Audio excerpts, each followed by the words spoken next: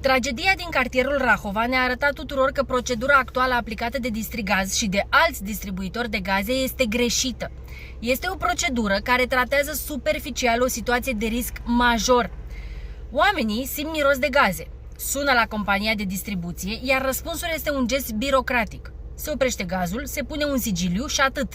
Nicio verificare, nicio analiză, nicio garanție că pericolul real a fost înlăturat.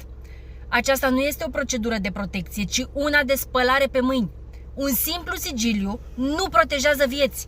Sigiliul nu detectează fisuri, nu citește presiunea în țevi, nu identifică scurgerile invizibile.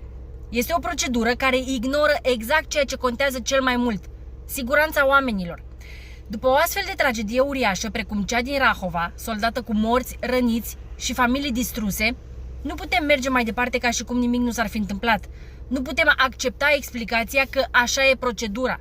Dacă procedura omoară, atunci ea trebuie schimbată urgent. Este nevoie de modificarea urgentă a cadrului procedural și legislativ care permite ca o companie precum Distrigaz să plece de la fața locului fără să verifice cauza mirosului de gaze. Este o datorie morală și o obligație legală a statului să asigure protecția cetățeanului. Românii nu cer minuni. Cer doar ca atunci când simt pericolul și sună după ajutor, cineva să vină și să verifice cu adevărat, nu doar să pună un sigiliu pe o țeavă și să plece. Nu trebuie să alegem între birocrație și viață. Viața trebuie să prevaleze.